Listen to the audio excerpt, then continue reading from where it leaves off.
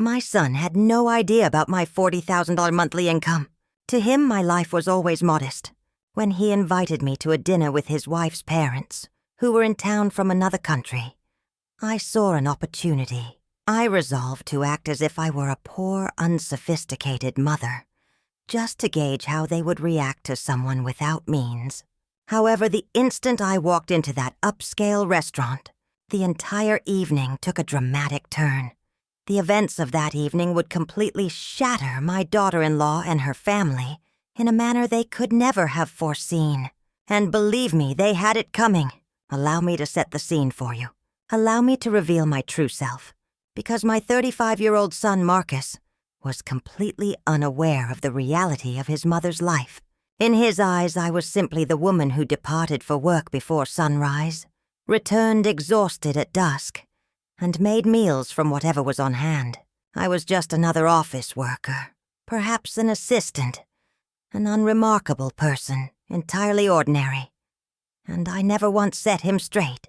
I never disclosed that I brought in $40,000 each month, that for nearly 2 decades I had been a senior director at a global corporation, approving million-dollar agreements and guiding decisions impacting thousands of employees. What was the point in telling him? Wealth was never something I felt the need to display like a prize. I was raised in a time when integrity was an internal quality, where quiet confidence was more valuable than empty boasts. So I kept my reality to myself. I resided in the same humble apartment for many years. I carried the same leather purse until its seams frayed. I shopped for my wardrobe at outlet stores, prepared my own food, saved diligently, invested wisely, and built my fortune in silence. Because genuine power doesn't need to announce itself. Genuine power scrutinizes. And I was scrutinizing carefully when Marcus phoned me that Tuesday afternoon. His voice was off, anxious, the way it used to be when he was a boy and had made a mistake. "Mom, I have a favor to ask. Simone's parents are here from overseas. It's their first visit. They're eager to meet you. We're all going to dinner on Saturday. Please, you have to be there." Something in his delivery made me uneasy. It wasn't the sound of a son extending a warm invitation to his mother. It was the plea of someone desperate not to be embarrassed, to appear acceptable, to leave a favorable impression. "Have you told them anything about me?" I asked, my voice even. A pause lingered on the line. Then Marcus faltered. "I mentioned you work at an office, that you're on your own, that you're simple, that you don't have much." And there it was.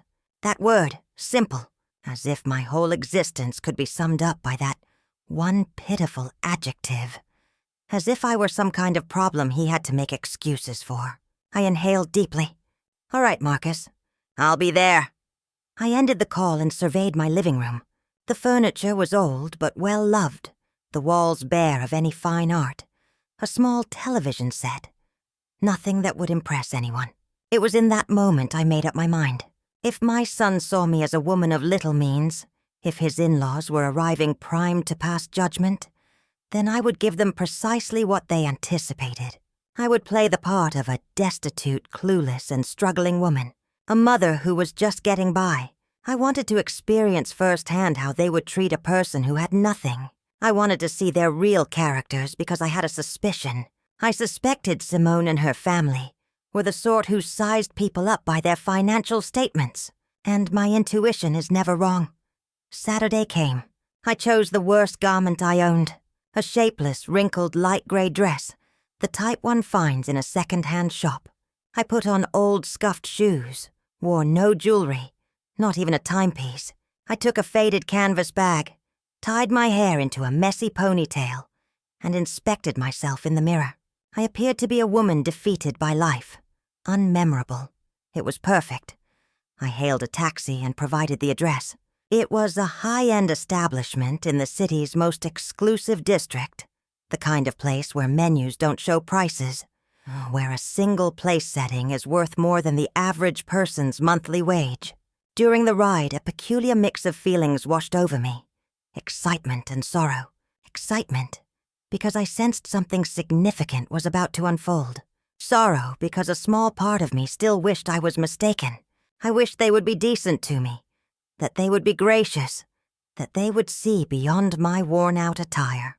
But the other part of me, the part that had navigated 40 years among corporate predators, knew exactly what was in store.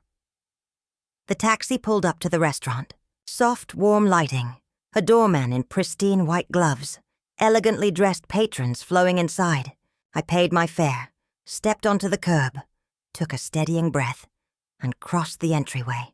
And there they were. Marcus was standing beside a long table by the windows. He was in a dark suit, crisp white shirt, and polished shoes, looking deeply on edge. Next to him stood Simone, my daughter-in-law. She was in a tailored cream dress with gold detailing and high heels, her perfectly straightened hair cascading over her shoulders. She looked flawless as usual, but she wasn't looking at me. Her gaze was fixed on the entrance with a strained, almost mortified expression. And then I saw them. Simone's parents, already seated, waiting like monarchs on their thrones. The mother, Veronica, was in a tight-fitting, sequined emerald green dress, adorned with jewels at her neck, wrists, and on her fingers. Her dark hair was styled in a sophisticated bun. She possessed a cold, calculating beauty that was meant to intimidate. Next to her was Franklin, her husband, in a spotless gray suit, a massive watch on his wrist, and a stern look on his face. They both looked as if they had just stepped off the page of a luxury lifestyle magazine. I approached them slowly, taking small, hesitant steps. Marcus spotted me first, and his expression shifted. His eyes widened as he took in my appearance from head to toe. I saw him swallow hard. "Mom, you made it." His voice was strained. "Of course, dear." "I'm here," I said with a timid smile. The smile of someone completely out of her element in such a place. Simone greeted me with a brief peck on the cheek. It was cold and robotic. "Mother-in-law, good to see you." Her eyes conveyed the complete opposite. She introduced me to her parents with a strange, almost apologetic tone. "Dad, Mom, this is Marcus's mother." Veronica glanced up, appraising me, and in that single moment I saw it all. The judgment, the contempt, the disappointment. Her gaze swept over my wrinkled dress, my old shoes, my canvas bag. She said nothing at first, just offered her hand. It was a cold, quick, and limp gesture. "A pleasure." Franklin followed suit. A feeble handshake and a disingenuous smile. "Charmed." I took the seat at the very end of the table, the one farthest from them, as if I were an afterthought. No one offered to pull out my chair. No one inquired if I was comfortable. The waiter brought over the elegant, heavy menus, written in French. I opened mine and feigned utter confusion. Veronica was watching me. "Do you require some assistance with the menu?" She inquired, her smile never quite touching her eyes. "Yes, if you don't mind. I don't recognize any of these words." My voice came out small and meek. She let out a sigh and proceeded to order for me. "Something simple," she told the waiter. "Something that isn't too expensive. We don't want to go overboard." The remark lingered in the air. Franklin gave a slight nod. Marcus looked away. Simone fidgeted with her napkin. Nobody said a word, and I simply observed. Veronica initiated the conversation with general topics. Their trip from overseas, the tiresome flight, how different things were here. Then she deftly steered the topic toward money. She brought up their hotel, $1,000 a night. She mentioned the luxury car they'd rented, naturally. She spoke of the shops they'd browsed. We picked up a few things. Nothing extravagant, just a few $1,000s worth. She said all this while looking directly at me, waiting for a reaction, expecting my awe. I just nodded. "How lovely," I said. "It is," she went on. "You know, Ilara, we have always been very prudent with our finances. We worked tirelessly. We made smart investments. Now we own properties in 3 different countries. Franklin runs major enterprises, and, well, I manage our portfolio." She smiled a smile of pure superiority. "And you? What is it you do, exactly?" Her tone was syrupy but laced with poison. I work in an office, I answered, dropping my gaze. I handle a bit of everything. Filing, paperwork, just simple tasks. Veronica exchanged a glance with Franklin. Ah, I see. Administrative duties. That's nice. It's an honest living. All work is respectable, isn't it? Of course, I agreed. The food was served. Gigantic plates with minuscule portions, each decorated like a work of art. Veronica sliced her steak with practiced precision. This costs $80, she announced. But it's worth every penny. You get what you pay for. One can't just eat any old thing, can they? I nodded. Of course. You're right. Marcus attempted to shift the conversation, talking about his job and a few projects. Veronica cut him off. Son, does your mother live by herself? Marcus nodded. Yes, she has a small apartment. Veronica looked at me with feigned sympathy. That must be so challenging, wouldn't you say, Alara?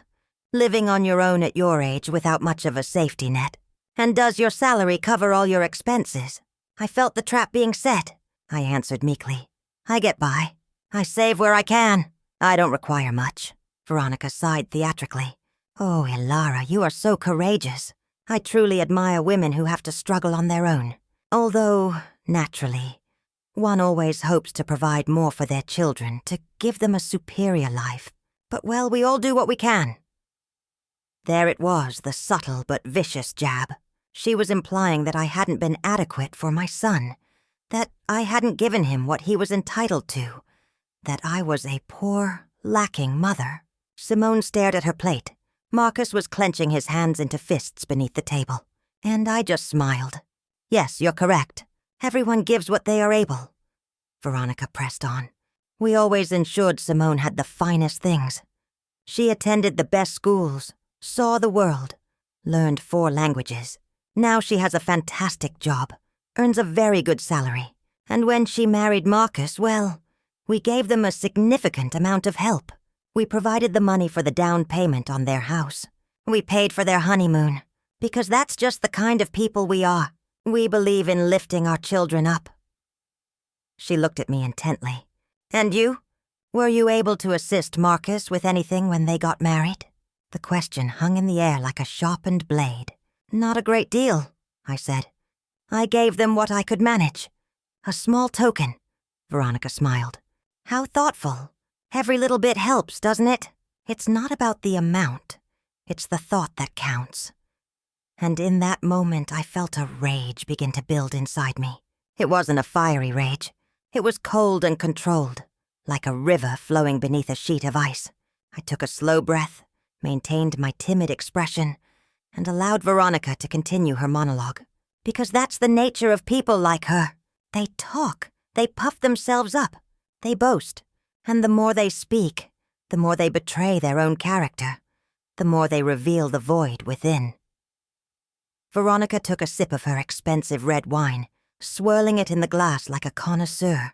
This wine is from a very exclusive region in France. It's $200 a bottle, but when you appreciate quality, you don't cut corners. Do you drink wine, Ilara? Only on special occasions, I answered, and usually the most affordable kind. I don't know much about these things. Veronica gave a condescending smile. Oh, don't you worry. Not everyone possesses a refined palate. That develops with experience, with travel, with a certain kind of upbringing. Franklin and I have visited vineyards all over Europe, South America, and California. We're quite the experts. Franklin nodded. It's a hobby, something we take pleasure in. Simone is developing a taste for it as well. She has good instincts. She gets that from us. He looked at Simone with pride. Simone offered a faint smile. Thanks, Mom. Veronica turned back to me. And you, Ilara, do you have any hobbies? Anything you like to do in your leisure time? I shrugged. I watch some television. I cook. I take walks in the park. Simple things. Veronica and Franklin shared another look, one heavy with meaning, with unspoken condescension. How charming, Veronica said. Simple pleasures have their own appeal. Although naturally, one always hopes for more, doesn't one? To see the world, to try new things, to expand one's cultural horizons. But I suppose not everyone gets those chances. I nodded. You are right. Not everyone gets those chances. The waiter brought dessert. Tiny portions of something that resembled edible art. Veronica chose the most expensive option. $30 for a piece of cake the size of a postage stamp. This is divine, she declared after the first bite. It has edible gold leaf on top. Do you see those little flecks? It's a touch that only the finest restaurants provide. I ate my dessert, a simpler, less costly option. In silence, Veronica went on.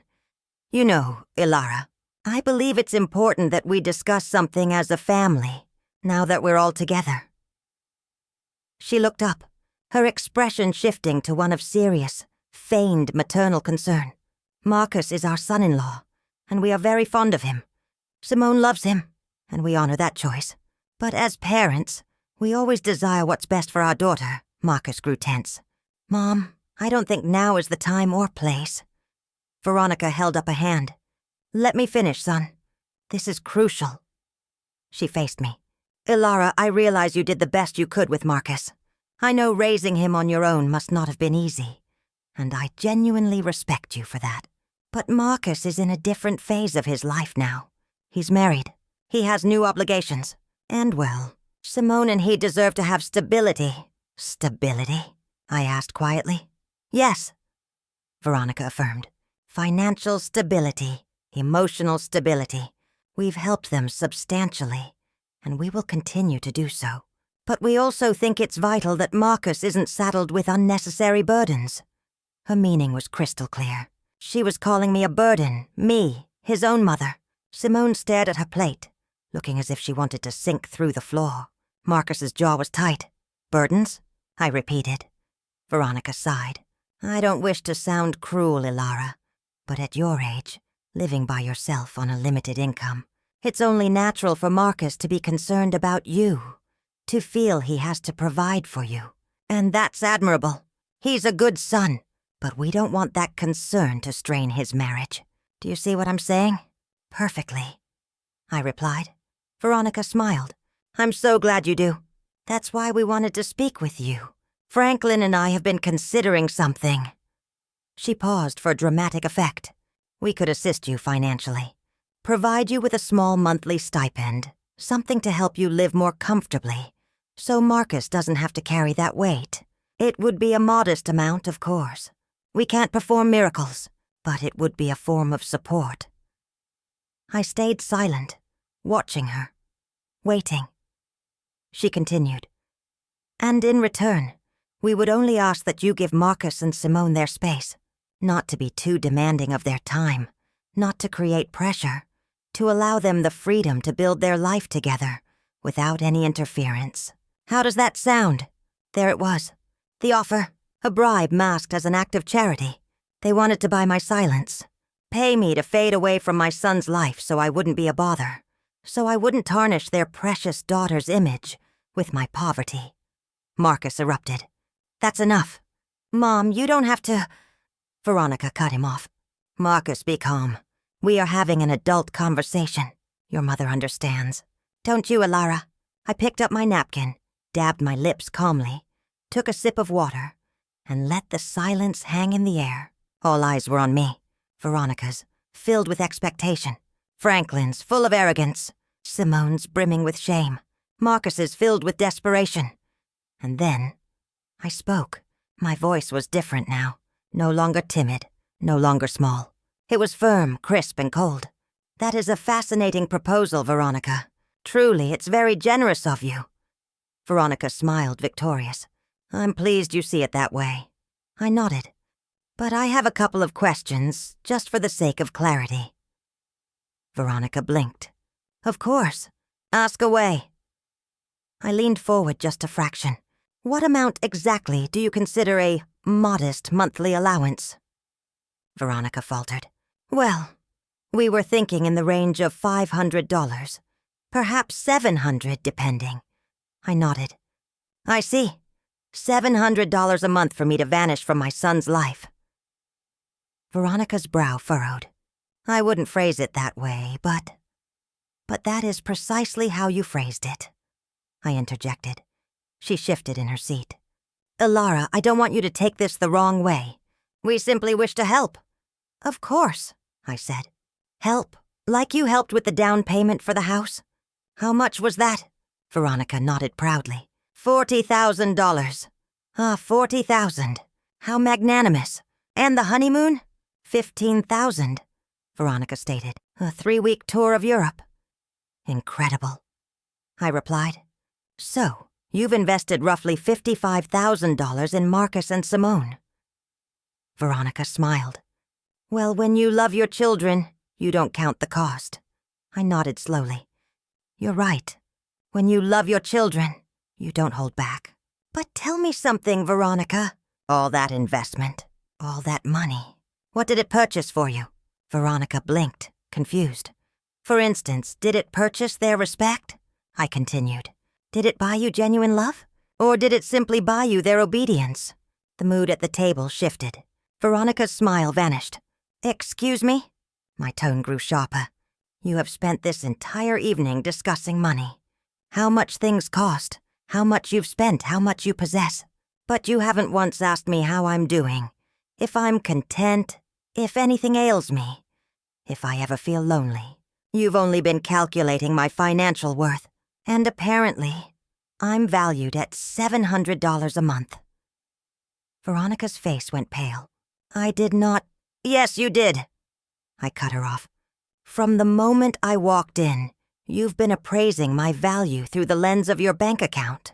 And you know what I've realized, Veronica?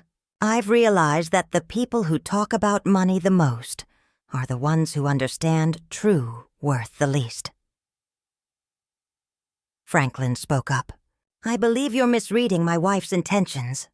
I looked at him directly. And what are her intentions? To treat me with condescending pity? To humiliate me over dinner? To offer me a pittance to make me go away? Franklin opened his mouth but found no words. Marcus was ashen. Mom, please. I looked at my son.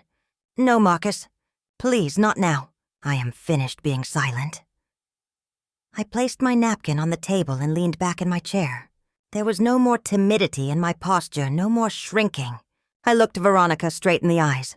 She met my gaze for a second, then quickly looked away. Unsettled. Something had changed and she felt it. Everyone did. Veronica, you said something quite interesting earlier. I began. You said you admire women who struggle on their own, who are courageous. Veronica nodded slowly. Yes, I did. Then allow me to ask you a question. Have you ever struggled on your own? Have you ever had a career without your husband's support? Have you ever built anything from the ground up, with your own 2 hands, without family money? Veronica stammered. I have my own accomplishments. Such as? I asked with genuine curiosity. Please enlighten me. Veronica fidgeted with her hair. I manage our investment portfolio. I oversee our properties. I make critical decisions for our companies. I nodded. Companies your husband established. Properties you acquired together. Investments made with the capital he generated. Or am I mistaken? Franklin, annoyed, interjected. That's not fair. My wife works just as hard as I do. Of course, I said calmly. I don't doubt she is busy. But there's a distinction between managing wealth that's already there and creating it from nothing. Between overseeing an inherited empire and building one brick by brick. Wouldn't you agree? Veronica's lips tightened.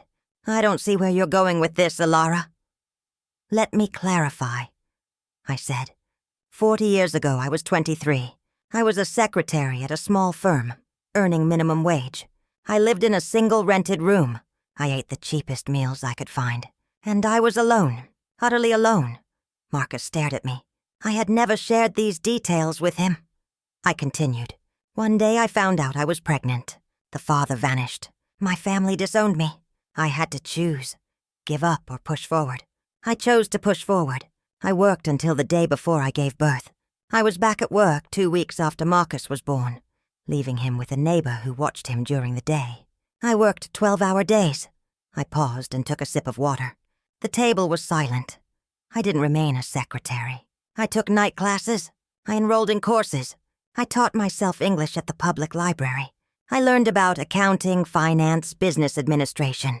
I mastered subjects no one ever taught me, all by myself, all while raising a child on my own, all while covering rent, food, medicine, and clothing. Veronica was now staring at her plate, her arrogance beginning to dissolve. And do you know what happened, Veronica? I climbed the ladder, step by step, from secretary to assistant, from assistant to coordinator, from coordinator to manager, and from manager to director. It took me 20 years. 20 years of relentless work, of sacrifices you couldn't possibly fathom. But I did it. And do you have any idea how much I earn now? I asked. Veronica just shook her head. $40,000. A month. The silence was absolute, as if someone had pressed pause on the entire universe. Marcus's fork clattered onto his plate. Simone's eyes were wide with shock. Franklin's brow was furrowed in disbelief, and Veronica was frozen, her mouth slightly agape. $40,000? I repeated. Every single month for almost 20 years. That's nearly $10 million in gross salary over my career, not including investments, not including bonuses, and not including my company stock. Veronica blinked several times. No, I don't understand. You earn $40,000 a month? That is correct, I said calmly. I am the regional director of operations for a multinational corporation. I oversee a territory of 5 countries. I manage budgets in the hundreds of millions of dollars. I make decisions that impact over 10,000 employees. I sign contracts you couldn't even begin to read without a team of lawyers. And I do it every single day. Marcus was pale. Mom, why did you never tell me? I looked at him with tenderness. Because it wasn't necessary for you to know, son. Because I wanted you to grow up appreciating hard work, not money. Because I wanted you to become your own person, not just my heir. Because wealth can corrupt, and I refused to let it corrupt you. But then, Simone whispered, why the small apartment? Why the simple clothes? Why don't you have a luxury car? I smiled. Because I have no one to impress. Because true wealth doesn't need to be flaunted. Because I learned a long time ago that the more you possess, the less you feel the need to prove it. I looked at Veronica. That's why I came here dressed this way tonight. That's why I pretended to be poor. That's why I acted like a clueless, destitute woman. I wanted to see how you would treat me if you believed I had nothing. I wanted to see your true character. And oh, I saw it, Veronica. I saw it with perfect clarity. Veronica's face was a mixture of shame, fury, and humiliation. This is preposterous. If you made that much money, we would know about it. Marcus would know. Why would he think you were poor? Because I allowed him to, I answered. Because I never discussed my job in detail. Because I live a simple life. Because the money I make, I invest. I save. I make it grow. I don't waste it on gaudy jewelry or showing off in expensive restaurants. Franklin cleared his throat. Even so, that doesn't change the fact that you were deceptive. That you twisted our intentions. Really? I stared at him. I twisted things when you called me a burden to my son. I twisted things when you offered me $700 to disappear from his life. I twisted every condescending remark about my clothes, my job, and my life.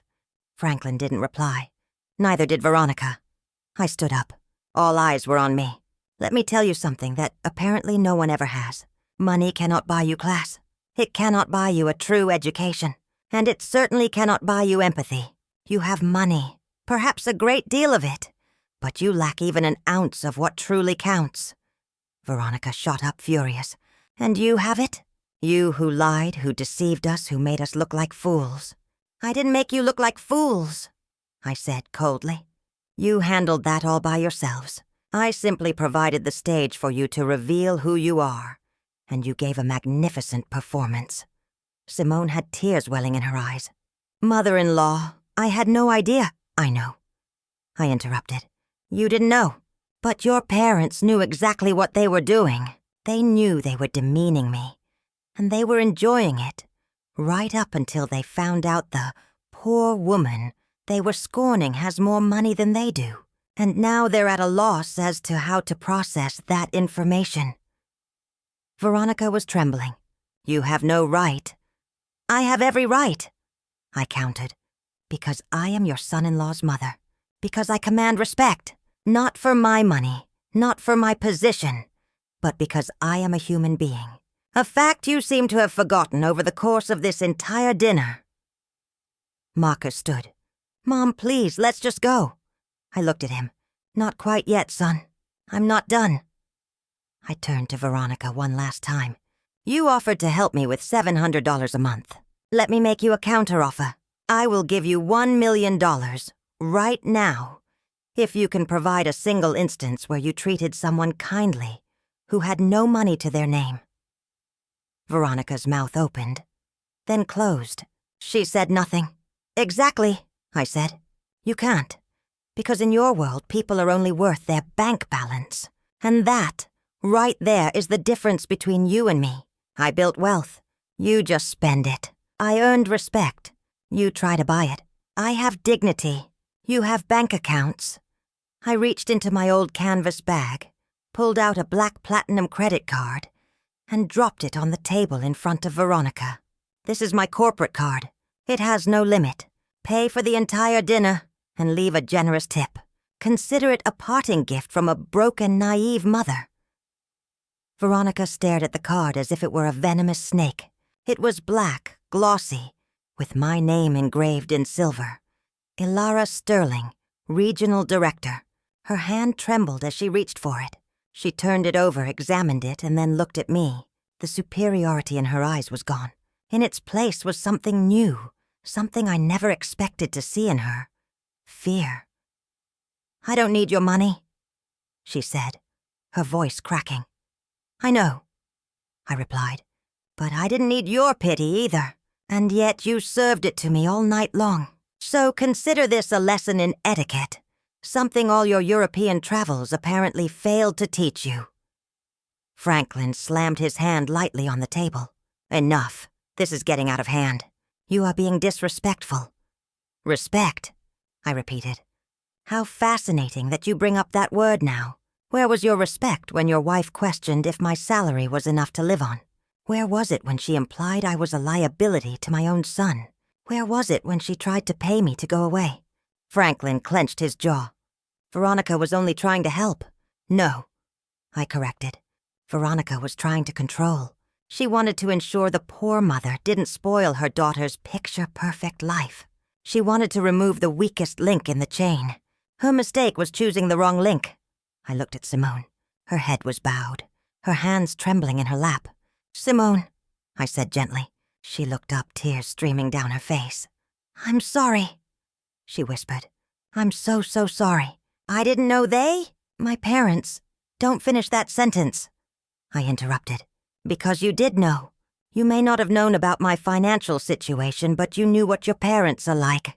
You know how they treat people they deem lesser. And you sat there and did nothing. Simone sobbed. I wanted to say something, but they're my parents. I know, I said. And Marcus is my son. And yet, I let him make his own choices. I let him choose his life, his wife, his own way. Because that's what love is. It's freedom. Not control, not money, not manipulation. Marcus moved to my side. Mom, forgive me. Please forgive me for never asking. For just assuming. For thinking you were... I embraced him. There's nothing to apologize for, son. I did what I did for a purpose. I wanted you to be self-reliant, to value the right things, not to lean on me financially, to forge your own life. But I made you feel like you needed protecting, Marcus said, that I had to worry about you, that you were vulnerable. I know, I replied, and it's not wrong that you felt that way. That is how you learn to be caring, to be concerned for others, to have empathy. Those are qualities money can never buy. Marcus hugged me tighter. I'm so sorry. Veronica was still standing, rigid, watching us with a mix of confusion and barely contained fury. This changes nothing, she finally said. You lied. You deceived us. You came here with a hidden agenda. You acted in bad faith. That's correct. I nodded. I put on an act. I pretended to be something I'm not, just like you do every single day. What is that supposed to mean? Franklin demanded. It means you hide behind your money, your jewels, your vacations, everything you can buy. But on the inside, you're hollow. You don't engage in deep conversation. You lack genuine interests. You have nothing to offer this world beyond your financial statement. Veronica let out a dry, bitter laugh. That's quite hypocritical, coming from someone who spent the entire night lying. Perhaps, I conceded. But my lie brought out the truth. Your truth. And now you can't hide from it. Now you know that I saw you. That I felt every barb. That I filed away every insult disguised as advice. And I will never, ever forget it. The waiter approached timidly. Excuse me, will there be anything else? Franklin shook his head sharply. Just the bill. The waiter nodded and scurried away. Veronica sank back into her chair, defeated. Her elegant posture was gone, replaced by the slump of someone who had just lost something crucial. And it wasn't money. It was power. Ilara, she said, her voice softer, less combative. I don't want this to destroy the relationship between our families. Marcus and Simone love each other. They have a future. We can't let this— I cut her off. Let this what? Ruin your plans? Expose what you truly think? It's far too late for that, Veronica. The damage has been done. But we can repair it, she insisted. We can start fresh. No, I said firmly. We can't, because I know who you are now and you know who I am. And that truth can't be wiped away with empty platitudes or forced smiles. You treated me like I was nothing, and you did it with pleasure because you thought you could get away with it. Franklin cleared his throat. You were the one who came here with a lie. You engineered this whole situation. You're right, I nodded. I did, because I had to know. I had to confirm what I already suspected, that you are not good people, that your money has not made you better, that you are precisely the kind of individuals who look down on others for not having what you have. Veronica wiped at a tear. We are not bad people. Perhaps not, I allowed. But you are certainly not good, and there is a vast chasm between the two. The waiter returned with the check and placed it in the center of the table. No one moved to take it. Veronica looked at my black card, still in her hand, then at me. I am not using your card, she said. We will pay our own bill, as we always do. Excellent, I replied. Then keep the card as a memento, a reminder that appearances can be deceiving, that the woman you spent the night scorning has more than you will ever possess. And I'm not just referring to money. Veronica placed the card back on the table. I don't want it. And I don't want your moralizing either. I pushed it back toward her. Keep it anyway. Something tells me you might need it. One day you'll encounter someone else like me, someone who presents as less than they are, and you'll make the exact same mistake, because people like you never learn. Franklin took out his wallet, fanning out a set of shiny gold credit cards. He selected one and placed it on the bill. The waiter took it and walked away. No one spoke in the minutes that followed. The silence was thick and suffocating. Simone cried softly. Marcus held my hand. Veronica stared at the wall. Franklin scrolled through his phone, avoiding all eye contact. The waiter returned. Sir, I'm afraid your card has been declined. Franklin looked up, shocked. Declined, how? Declined, sir, the waiter repeated. Do you have another method of payment? Franklin's face flushed. That's impossible. That card has an exceptionally high limit. It must be a system glitch. The waiter shrugged. I can try again if you wish. Franklin handed him a different card. The waiter departed. Veronica looked at her husband nervously. What happened? I don't know. Franklin snapped. A bank error. They probably put a security hold on the account because of the travel. It happens. I nodded with feigned sympathy. Of course. These things happen. How very inconvenient. The waiter returned once more. My apologies, sir. This one was also declined. Franklin shot to his feet. This is absurd. I'm calling the bank this instant. He stormed out of the restaurant. Veronica remained seated, mortified. This has never happened to us. she murmured. Never. What dreadful timing, I remarked flatly. Marcus glanced at the check. Mom, No. I cut him off. You will not be paying for a thing. I took out my own wallet, a simple worn leather one. From it I produced another card. This one wasn't black. It was a heavy, transparent metal. A card that less than 1% of the world's population possesses. I placed it on the table in front of Veronica. She looked down. Her eyes widened in recognition. That's a Centurion card. It is, I confirmed. American Express. By invitation only. Minimum annual spend of $250,000. A $5,000 annual fee just to carry it. And benefits you can't even begin to imagine. Veronica was speechless. The waiter took the card reverently, as if it were a holy relic. He was back in less than 2 minutes.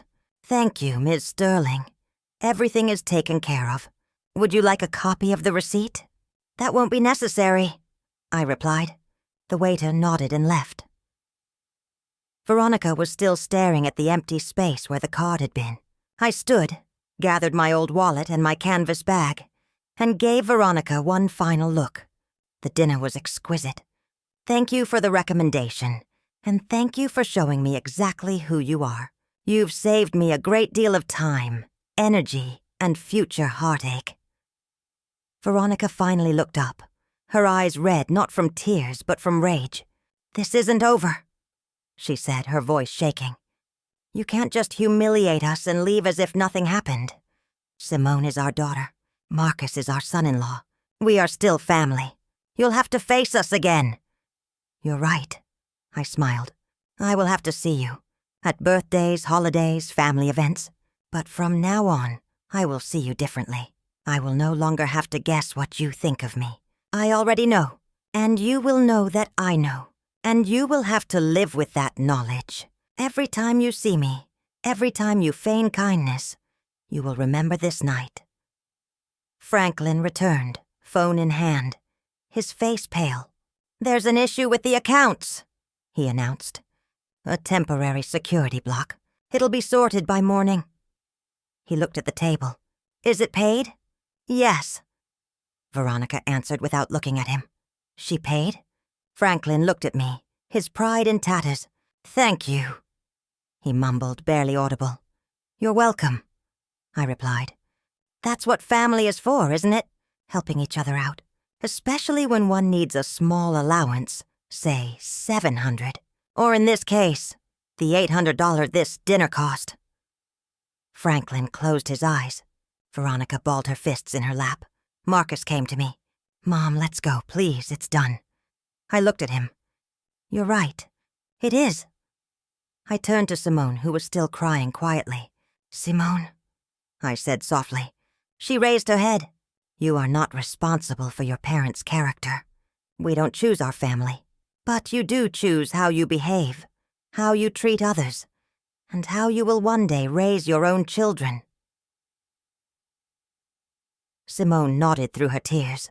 I'm sorry, she whispered again. Stop apologizing, I told her. Just learn from this. Learn that money doesn't define a person. That humility isn't weakness. That showing respect costs nothing. And if you ever have children, teach them to see what's in a person's heart, not what's in their bank account. Simone sobbed harder. Marcus put an arm around her. I walked towards the exit. I took a few steps, then paused and turned back one last time. Oh, and Veronica? One more thing. She looked at me. You mentioned you speak 4 languages. Veronica frowned. What does that have to do with anything? Just curious, I said. In which of those 4 languages did you learn to be kind? Because it clearly wasn't in any of them. Veronica's mouth fell open, but no words came out. Exactly, I said. You can be fluent in 100 languages and still have nothing worthwhile to say. I walked out of the restaurant, Marcus at my side. The cool night air felt clean on my face. I took a deep breath, feeling as if an immense burden had been lifted. Not a physical burden, but an emotional one.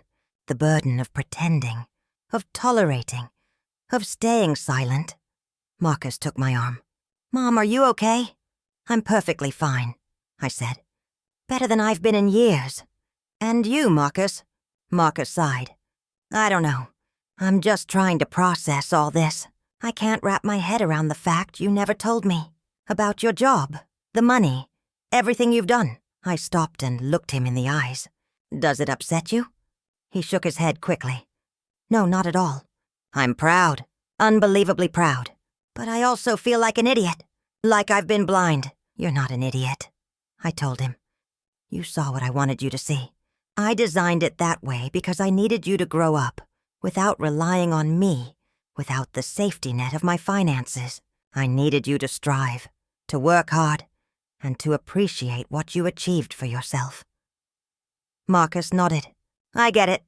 But now I also get why you never complained, why you never asked for anything, why you always seemed so self-sufficient. It's because you didn't need anything." I smiled.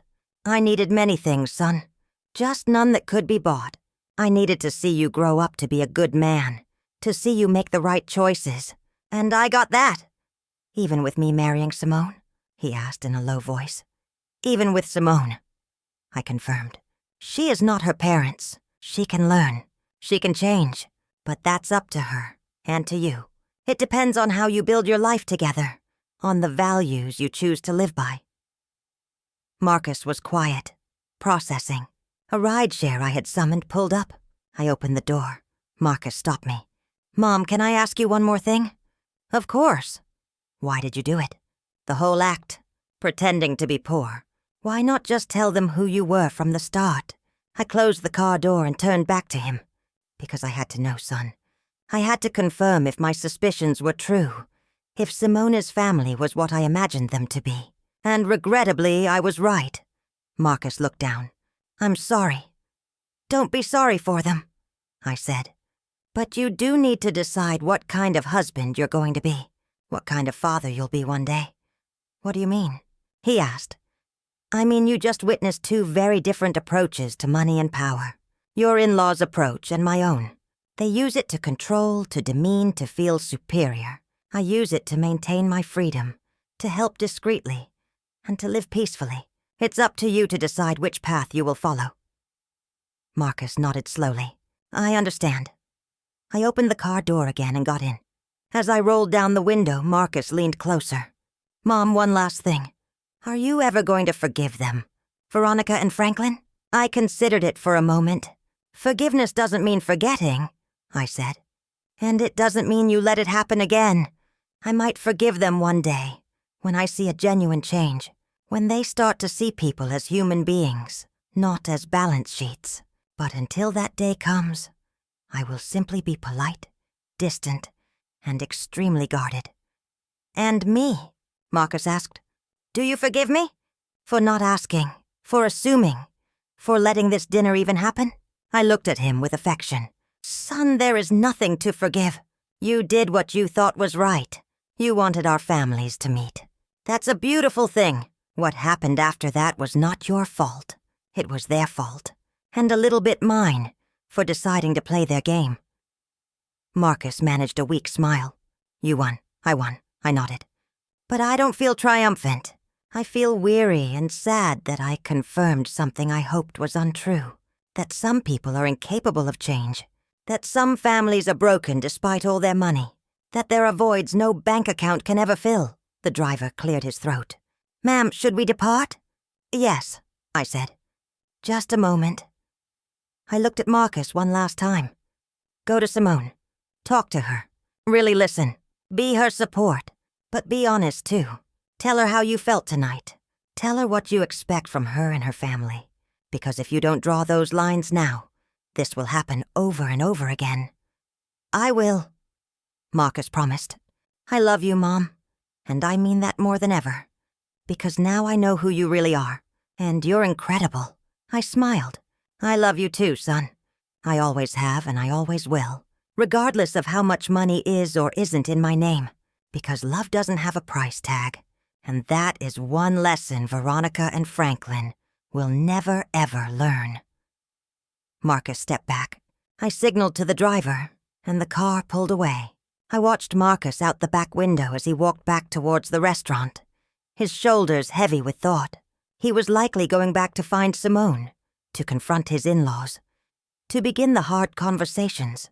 And I was proud, because it meant he was growing up. He was learning. He was choosing to be better than the example he had just been shown. The taxi moved through the illuminated city streets. I closed my eyes, replaying the night's events. Every word, every glance, every tense moment. I wondered if I had done the right thing, if I had been too severe, too cruel, too vengeful.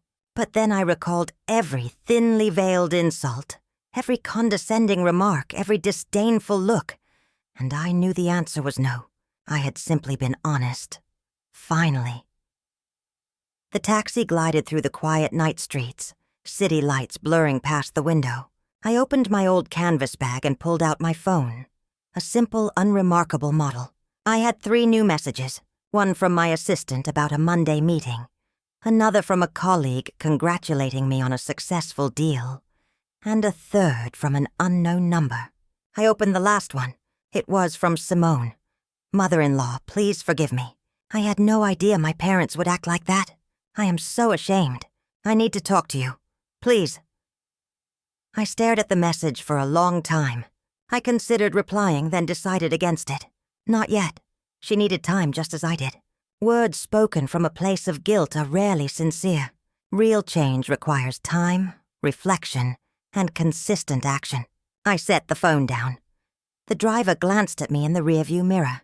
"Pardon my asking, ma'am, but is everything all right?" I looked up. "Yes, everything is fine." "Why do you ask?" "Well," he said, "you got in the car so quietly. Usually people leaving that restaurant are cheerful, chattering about the food. You came out looking like you'd just been through a battle." I managed a small smile. "Something like that? Was it that noticeable?" He shrugged. "I've been a taxi driver for 20 years. Seen it all. People drunk, people fighting, couples splitting up, families at war. You've got that look. The look of someone who just let out something they've been holding in for a very long time." "You're very perceptive," I told him. "It's the job," he replied. "Plus, it helps the nights go by. You want to talk about it?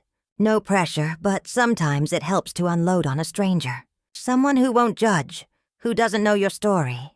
I considered his offer. It was tempting, but I shook my head. "Thank you. But I think I've done enough talking for one day." He nodded. "I get it.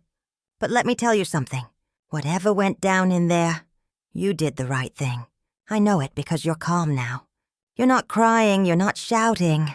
You're just processing. That means you spoke your truth. And the truth, it always brings a kind of peace, even if it stings at first." His words took me by surprise. He was an older man, perhaps in his 60s, with graying hair and weathered hands. A simple man, just like the one I had pretended to be. "You believe in the truth?" I asked. "I believe in honesty," he said. "Not always the absolute truth, because that changes depending on who's telling it. But honesty, that's different. Honesty is saying things as you feel them. No masks, no games.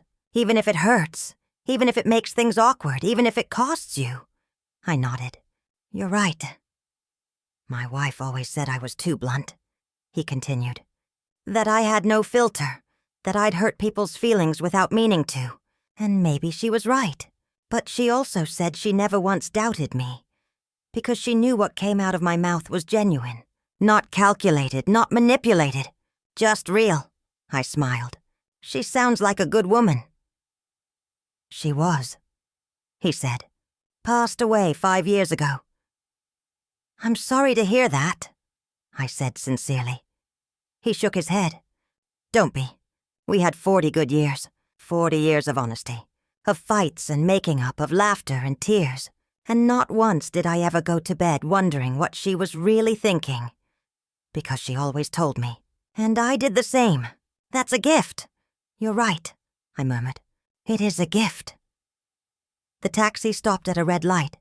"Can I ask you something personal?" The driver said. "Go ahead. Are you rich?" The question was so direct it startled me. "Why do you ask?" Because you came from a $1,000-a-plate restaurant, but you're dressed like you shop at a thrift store. You have an old bag, worn-out shoes. But you speak like a CEO. You carry yourself like someone with power. And you paid your last fare with crisp bills from a wallet that looks 20 years old. Observant, I noted.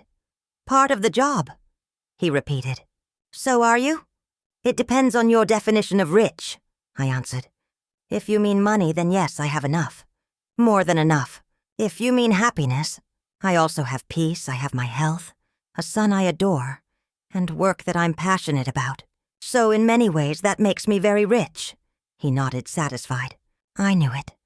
The truly wealthy ones never have to show it. The light turned green. The taxi moved on.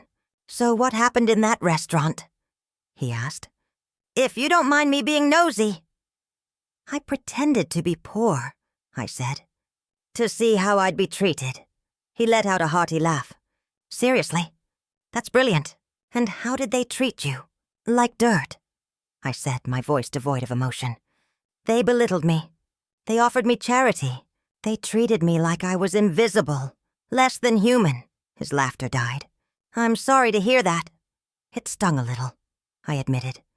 But it also confirmed what I already knew, that those people weren't worth my time, that they didn't deserve an ounce of my respect.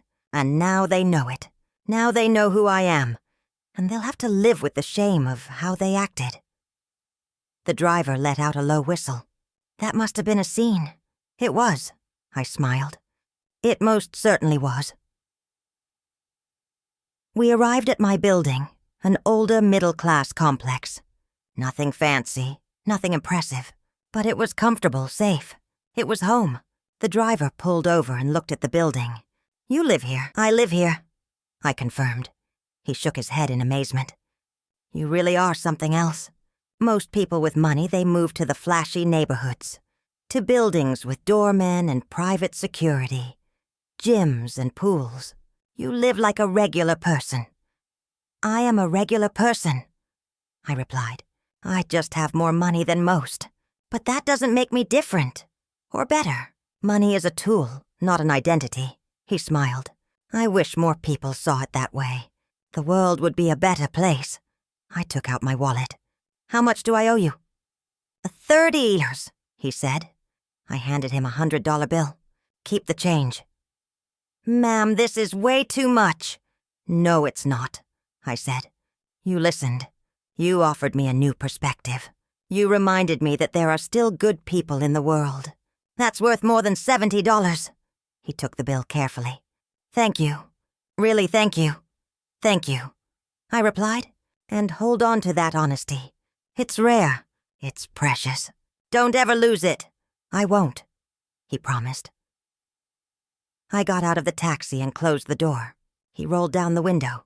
Ma'am! One last thing. Yes? Whatever happened tonight, don't ever regret it. Don't feel bad.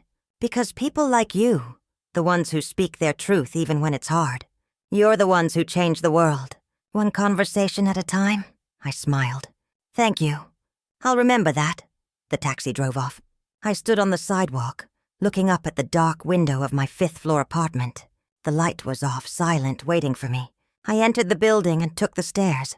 I never used the elevator, preferring the walk to stay active. I reached my door, took out my keys, the same set I'd had for 15 years, and let myself in. The apartment was cool and empty. I switched on a lamp. Everything was as I had left it. The simple living room, the small kitchen, the dining table with its mismatched chairs, the walls without expensive art. And I felt a profound sense of peace, because this space was mine, truly mine, not purchased to impress anyone, not decorated for show. Just a space where I could be myself, without any masks or pretenses. I kicked off my old shoes, shed the wrinkled gray dress, and changed into comfortable, familiar pajamas. I made myself a cup of tea, sat on my sofa, and turned on the television. The news. Nothing of interest. I turned it off. I sat there in the quiet, thinking, processing, feeling. And for the first time in a very long time, I felt completely and utterly free. Free from the act, free from the silence, free from tolerating disrespect, free from being less than I was. Because that night, I hadn't just exposed Veronica and Franklin. I had liberated myself from expectations, from judgment, from the need to hide who I truly was. And that was priceless, more valuable than any number in my bank account. My phone vibrated. Another text, this one from Marcus. "Mom, did you get home safe?" I smiled and quickly typed back, "Yes, son. I'm home and resting. Everything is fine." His reply was instantaneous. "I love you. Thank you for everything. For being you, for teaching me, for never giving up." I closed my eyes as a single tear traced a path down my cheek. Not a tear of sadness, but of relief, of love, of gratitude. I replied, "I love you too. Always." I put the phone down, sipped my tea, and looked around my simple apartment, my sanctuary, my truth. And I smiled, because at the end of it all, it didn't matter how much money I had. It didn't matter how high I had climbed. The only thing that mattered was this moment, this peace, this honesty with myself. I woke up early on Sunday, a habit ingrained by 40 years of a demanding career. Even on my day off, my internal clock wouldn't let me sleep in. I brewed a strong black coffee and sat by the window, the warm mug in my hands. I watched the city come to life, vendors setting up their stalls, people heading somewhere with purpose. Life went on, indifferent to the dramas of individuals. My phone rang, a familiar number. Marcus. I answered, "Good morning, son." His voice was weary. "Mom, I need to talk to you." "Did something happen?" "A lot," he said. "Simone and I talked for hours last night. Her parents were there too. It was intense." I took a sip of coffee. "Tell me." Marcus sighed. "After you left, I went back inside. Veronica and Franklin were still there, waiting for their cards to go through. It was humiliating for them. Simone was a wreck and I was just furious. More angry than I've been in a long time." I listened silently. He continued. "I told them exactly how I felt, that I was ashamed of them, that they had treated my mother like garbage, that their behavior was unacceptable, and I would never stand for it again." "And what was their response?" I asked. At first, Veronica tried to justify it. She said they just wanted to protect Simone, to ensure my family was stable, that their intentions were good. Franklin claimed I was overreacting, that it was a normal dinner, and your response was out of proportion. I gripped my mug. Predictable. But then Simone spoke up. Marcus went on. She told her parents they were wrong, that they had been cruel, that she noticed every remark, every look, every backhanded compliment, and that she was ashamed to be their daughter in that moment. His voice cracked. "Mom, I have never ever seen Simone stand up to her parents like that." I smiled faintly. "That's good. It means she's starting to see." Veronica became hysterical, Marcus said. She started screaming that Simone was ungrateful, that they'd sacrificed everything for her, given her the best of everything, that she had no right to judge them. Franklin backed her up, saying, "You had manipulated us, that you planned the whole thing to make them look bad." I let out a dry laugh. "Of course, it's all my fault." "That's what angered them the most," Marcus said. "I told them they were right, that you did plan it, but that they walked right into the trap, because that's who they really are, because they really do treat people they see as beneath them horribly. You just gave them a stage to prove it, and they didn't disappoint." "Well said," I murmured. "Thanks. I learned from the best." There was a pause. Then he continued. "Mom, I need you to know something. I made a decision last night. Simone and I are setting firm boundaries with her parents. We're not cutting them out, but we're laying down clear rules. No more talk about money. No more comparisons. No more trying to run our lives. And if they can't respect that, they'll have to live with the consequences." "Did they agree to that?" I asked. No, he said. They left in a rage. They called us ungrateful, said we'd regret this, that they wouldn't be there when we needed help. Franklin threatened to write me out of his will. Veronica said Simone had chosen the wrong side. I shook my head. Emotional blackmail. The last refuge of those with no valid arguments. Exactly, Marcus said. But it didn't work. Simone held her ground. So did I. They stormed out of the restaurant without so much as a goodbye. And honestly, Mom, I felt relieved. Like a massive weight was gone. That's because it was, I told him. You lifted the weight of their expectations, of their control. Now you can build your life on your own terms, not theirs. Thank you, Mom, Marcus said, his voice thick with emotion. Thank you for what you did. I know it was hard, I know it was awkward, but we needed that. I needed to see who they really were, and Simone needed to see there was another way to be, a more honest, authentic way. You're welcome, son. I only did what I felt was necessary. There's one more thing, Marcus said. Simone wants to come see you, to apologize in person. She wants to talk, not as a daughter-in-law trying to save face, but as a woman who wants to learn. What do you think? I thought for a moment. Tell her she's welcome, but not today. Give her a few days.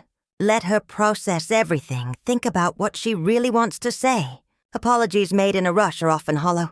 The ones that take time are genuine. I'll tell her, Marcus promised. Mom, one last thing.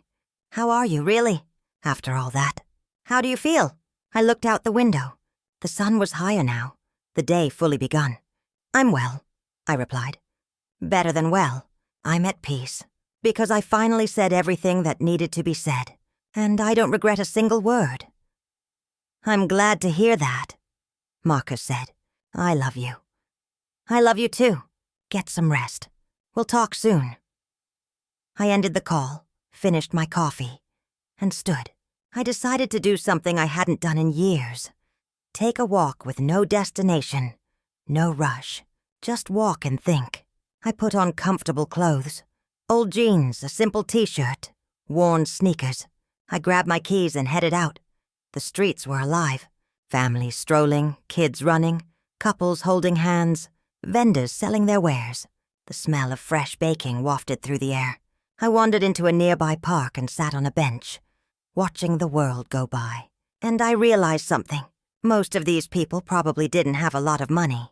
They lived paycheck to paycheck, worked hard, and faced daily struggles. But they were smiling. They were hugging. They were enjoying the simple act of being together. And then I thought of Veronica and Franklin. With all their money, their properties, their travels, their jewels, were they truly happy? Or were they just trapped in a frantic race to prove something, to fill an inner emptiness with material goods, to buy the value, respect, and love that can never be purchased? An elderly woman sat down beside me. Good morning, she said with a kind smile. Good morning, I replied. Lovely day, isn't it? She remarked. Very lovely, I agreed. She took some bread from a bag and began feeding the pigeons. I come here every Sunday, she said. It's my quiet time before the week starts up again. I understand, I said. I needed a moment of peace myself. Tough week? She asked. Something like that? I said. More of a tough night, she nodded sagely. Sometimes one night is all it takes to change everything. You're right about that, I murmured. Can I offer you some unsolicited advice? Please do. I smiled. She pointed at the pigeons. Look at those birds. Some are big, some are small. Some have pretty feathers, some are scruffy. But they all eat the same bread. They all share the same patch of ground. Not a single one of them thinks it's better than the others. That's a nice metaphor, I said. It's not a metaphor, she replied. It's the truth. We humans are the only creatures who invent these false hierarchies, who measure worth by things on the outside. Pigeons don't do that. They just live. They just are. We could learn a thing or two from them. I smiled broadly. You are absolutely right. I know a few people who could use that lesson, she chuckled. Oh, honey, at my age, I don't give lessons anymore. I just observe and share what I see. But most people don't listen. They're too busy running, buying, competing. They forget that in the end, we all end up in the same place. With or without money, jewels or property, we all turn to dust. How philosophical, I commented. How realistic, she corrected. I've lived 82 years. I've seen it all. And I can tell you this.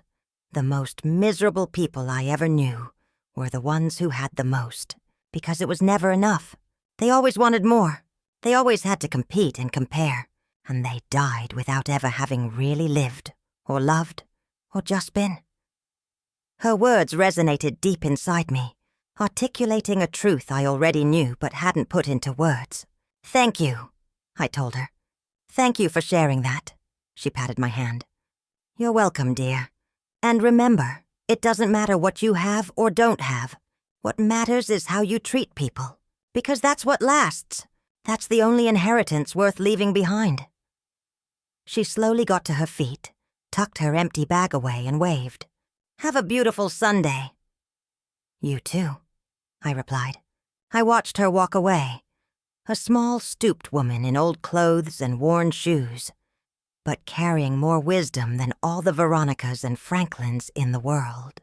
And I felt a sense of gratitude for the chance encounter, for the reminder, for that simple and powerful truth. I remained on the bench for a while longer, thinking, feeling, and processing, and I arrived at a conclusion. I had no regrets, not a single word, not a single action, because what I did that night was necessary. It was liberating, and it was honest, and honesty, even when it hurts, is always the right way forward. 3 days passed before Simone knocked on my door. 3 days of silence, of processing, of reflection. When I heard the doorbell that Wednesday afternoon, I knew it was her. I opened the door. There she stood, without makeup, her hair in a simple ponytail, wearing jeans and a plain t-shirt. No jewelry, no heels. She looked vulnerable, real, different. Mother-in-law, she said quietly. May I come in? I stepped aside. Of course. She entered slowly, her eyes taking in my apartment with a new perspective. The simple living room, the old furniture, the unadorned walls. She sat on the sofa where I indicated. I sat opposite her, waiting patiently, letting her find her own words. I don't know where to begin, she finally said. Start wherever feels right, I replied. She took a deep breath. I came here to apologize, but not just with words. I came to explain why my parents are the way they are, and why I was silent for so long. I listened. Simone's voice trembled as she continued. My parents grew up poor, in a tiny village overseas. No electricity, no running water. They worked in the fields from the time they were children. They watched their own parents die young from lack of medicine, lack of money. They knew hunger. They suffered, and they swore to themselves they would never be poor again, that they would do whatever it took to escape. I nodded. I understand. That explains a great deal. They worked like machines, Simone went on. Saved every cent. They immigrated, searching for a better life. Franklin built his business from nothing. Literally nothing. And when they finally started making money, they never forgot what it was like to have none. That's why they're so obsessed with it. Why they measure everything by it. Because to them money is survival. It's security. It's a wall against that dark past. That's understandable, I said softly. Trauma affects people in strange ways, Simone nodded. But it doesn't excuse how they treated you. I know that. And I need you to know that I saw it all. Every comment, every look. And I was silent. Because I've been silent my whole life. Accepting, letting them control things. Because they taught me that to disagree with them was a betrayal. It was being ungrateful. And now? I asked. Now I see that I was wrong, she said. That love isn't control. That family isn't blind loyalty. That I can love them and still tell them they are wrong. Marcus helped me see that. You helped me see that. That night in the restaurant, when you revealed everything, it was like a blindfold was ripped from my eyes. Simone wiped away tears. I always knew something was off. I always felt their way of judging people was wrong. But I told myself I was the problem, that I was too sensitive, that I just didn't get how the world worked. But you showed me, no, there's another way. A way where money isn't your worth, where humility is a strength, where authenticity is true wealth. I took a sip of water. Simone, I didn't go there that night to change you. I went to protect myself, to find out what I was dealing with. I know, she replied, and I'm so grateful, because your brutal honesty saved me. It saved me from becoming my mother, from continuing that cycle, from teaching my own children that people are only as good as what they own. I don't want that life. I don't want to be that person. And your parents? I asked. How are they? Simone sighed. Furious, hurt, humiliated. Veronica hasn't spoken to me in 3 days. Franklin sent me a text saying I had disappointed him, that I chose strangers over my own blood, and that I'd regret it. She paused. And you know what's strange? I don't feel bad. I feel free. That's good, I said. It means you made the right choice, Simone nodded. Marcus and I laid down the boundaries. We told them they can be in our lives, but only if they respect us. Respect our choices. Stop trying to control us with money or guilt. And if they can't do that, then they'll have to accept a more distant relationship. How did they take that? I asked. Badly, she replied. Veronica called us ungrateful. Franklin threatened to disinherit me, as if that's all we care about, as if our love for them is tied to their money. And that's when I finally understood. They actually believe that. They think their value is in their wallet. It's sad, I commented. Very sad, Simone agreed. They have so much, but they enjoy none of it. They just acquire, compete, and show off. They never stop and ask if they're happy, if they're at peace, if they have any real connections. They just count their assets and declare victory, while they're completely empty inside. She was quiet for a moment, then looked at me directly. Mother-in-law, I want to ask you for something. What is it? I want to learn from you. I want you to teach me how to have dignity, how to be wealthy without needing to prove it, how to find peace in the middle of chaos, how to be strong without being cruel. Because that night, I saw something in you I have never seen in my parents. I saw class. I saw real power. I saw a woman who didn't have to raise her voice to be heard. I smiled tenderly. Simone, I can't teach you that. That's something you learn by living, by making mistakes, by falling and getting back up. The only thing I can do is share my experience and tell you that it's not an easy path. You will face judgment, criticism, people who don't understand why you live differently. But if you stay true to yourself and your values, you will find peace. And that peace is worth more than all the money in the world. I want to try, Simone said. I want to be better, for Marcus but also for me, because I deserve to live without that constant pressure, without that fear of not being good enough. Then do it, I told her, but take it one step at a time. Start by questioning your own habits, your purchases, your motivations. Before every decision, ask yourself, am I doing this for me or for an audience? Does this bring me peace or just the appearance of it? Simone nodded, absorbing the advice. And my parents, do you think they'll ever change? I looked at her honestly. I don't know. Change requires admitting there's a problem. They don't think they have one. They think the world is wrong, that people are ungrateful, that they are the victims. Until that changes, nothing else can. But you can change. You can break the cycle. I will, she promised, with Marcus's help, and I hope with your guidance. You don't need my guidance, I replied. You just need to listen to your own internal compass, that voice that tells you what's right and wrong, the one you've been silencing for years to please your parents. Listen to it, trust it, and follow it. Simone wiped the last of her tears. Thank you, mother-in-law, for everything, for your patience, for your honesty, for not writing us off. "There's nothing to thank me for," I said. "Just promise me one thing. When you have children, teach them the value of people, not the price of things. Teach them empathy, humility, and kindness. They cost nothing, but they are worth everything." "I promise," Simone said firmly. "With all my heart." We hugged. A real hug. Warm, honest. No pretense, no masks. Just two women connecting. Simone left an hour later, looking lighter, freer, with a glimmer of hope in her eyes. I closed the door, sat back on my sofa, and smiled. This was enough. An honest home, an authentic life, real relationships. I didn't need anything more. I never had. My phone buzzed. A text from Marcus. "Mom, Simone told me about her visit. Thank you for receiving her, for listening, for giving her a chance. I love you more than I can say."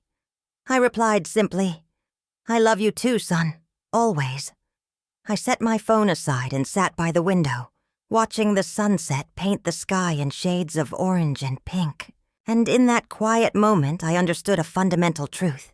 True wealth isn't about how much you possess. It's about how much you enjoy what you have. It's the peace you feel, the genuine people you're surrounded by, the number of times you can look in the mirror and be proud of the person staring back. Veronica and Franklin had millions, but I had this tranquility, this authenticity, this pure love for my son, and that made me infinitely richer than they could ever be. I never had to pretend to be poor again. There was no need. I had learned my lesson, seen the truth, and set myself free. Veronica and Franklin would continue to be who they were, rich in money, but poor in spirit. That was no longer my concern. I had spoken my truth, drawn my boundaries, and protected my peace. And for the first time in a long time, I didn't have to act. I was simply Alara, mother, executive, woman, survivor, fighter, rich in every way that truly mattered. And that wasn't just enough. It was everything. Did you enjoy this story? And what city are you tuning in from? Let's connect in the comments below. If you liked the story, you can show your appreciation by sending a super thanks, which helps me continue to create more content like this. Thank you so much for your wonderful support. I'm excited to read your thoughts on the story. On your screen, you'll see 2 new life stories that I think you'll love. There's so much more to explore on my channel. Don't forget to subscribe. I'll see you in the next life story. With love and respect.